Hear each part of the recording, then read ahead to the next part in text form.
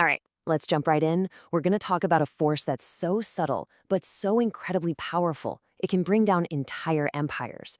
We're not talking about a weapon or some grand strategy. We're talking about something we inherit, the pride of our lineage. And we're going to look at this through the amazing lens of the Bhagavad Gita. This quote from the Gita, it just sets the stage perfectly. It tells us that pride isn't just, being arrogant. It's way, way more dangerous than that. It's a problem with how we see. It's like this thick fog that rolls in and clouds our judgment, making us confuse what's wrong for what's right. And that leads us to the central puzzle of this whole thing. I want you to picture a warrior at the absolute peak of his game, unbeatable, brave, a true hero. That's Arjuna. And yet, right when it matters most, he just crumbles. Why? How could a perfect warrior of all people just suddenly fail? That's the mystery we're going to unravel. Well, the answer is hidden in the warrior's blind spot. You see, Arjuna's meltdown on the battlefield, it wasn't a lack of courage. It wasn't a lack of skill. It was a complete and utter breakdown in his ability to see clearly. He was crushed by the weight of his own identity, his family, his legacy, his honor. Now, here's the really wild part. There's a paradox at the very heart of these powerful lineages. The exact same qualities that make them strong, the courage, the loyalty, the honor, these are the very things that, over time, plant the seeds of a quiet pride. And it's that pride that ends up twisting how they see the world.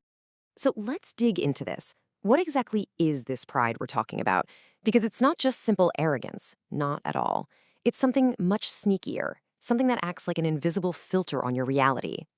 We're talking about inherited pride. Think of it as a karmic roadblock that's brilliantly disguised as a virtue. It's not something you choose. It's handed down through stories, expectations, and culture until it becomes part of your DNA. It feels so natural that you don't even question it. It's just who you are. And this comparison here really helps make it clear. Think about fear. Fear shrinks your world by making you avoid things out there.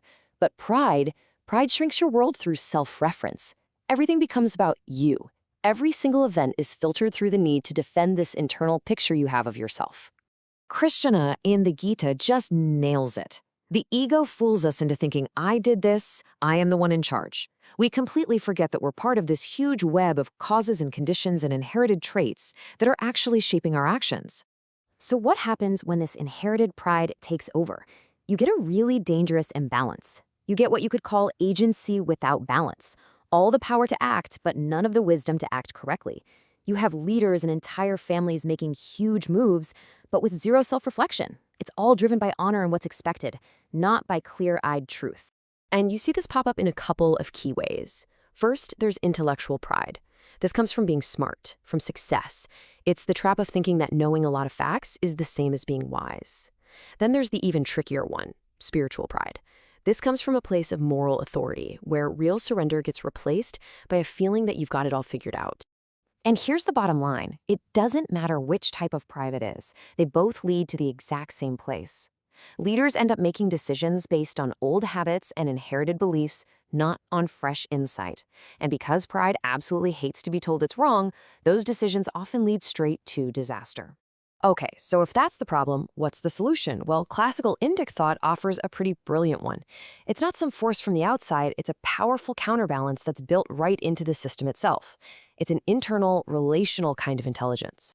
This intelligence is captured in the concept of the Ardhāṅginī. Literally, the word means the half-bodied one, and it refers to the wife. But this is so much more than just a social role.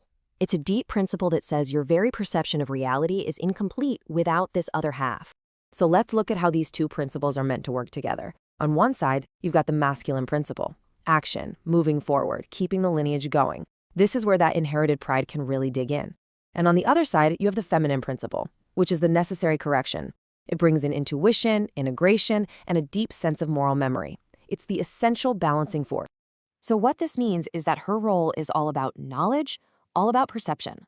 The Ardhāṅginī acts like a living, breathing interruption to that forward momentum of pride. She is there to put the brakes on impulsive action, to question that ego-driven urgency, and to bring a little perspective back into the room. Okay, but this is all still a bit abstract, right? To really see how this stabilizing intelligence plays out, let's dive into one of the greatest stories ever told, the Mahabharata, for some very clear examples. Our first case study is King Dhritarashtra.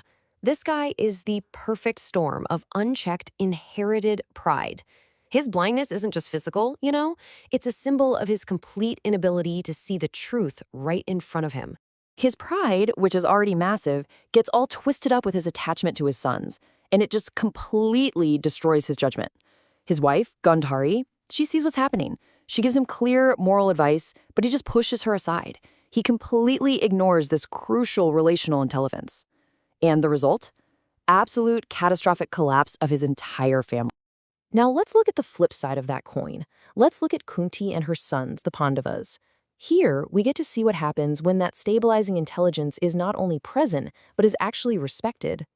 Kunti is constantly pumping the brakes on her son's warrior impulses. She does it with wisdom and foresight. She's always telling them to be patient, to remember the bigger picture, to remember Dharma. And here's the absolute key. Her sons listen. They actually seek out her advice and respect it. The outcome? The total opposite. Dharma is saved, and their family, against all odds, survives. So all of this brings us to the ultimate takeaway. The antidote to the blinding power of pride, it's not weakness, it's not shame. The antidote is humility, but probably not the kind of humility you're thinking of. In this context, humility is just another word for clear seeing. When the Gita lists out the qualities of true wisdom, just look at what's right at the top of the list. Before nonviolence, before patience, even before honesty, is humility. And the reason for that is so crucial.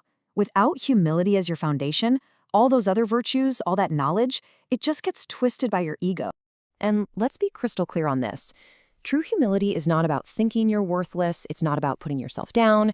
It's simply what's left over when you finally drop the exhausting, never-ending need to defend an image of yourself. It's a state of total, clear transparency. And this leaves us with one last, really powerful thought to reflect on.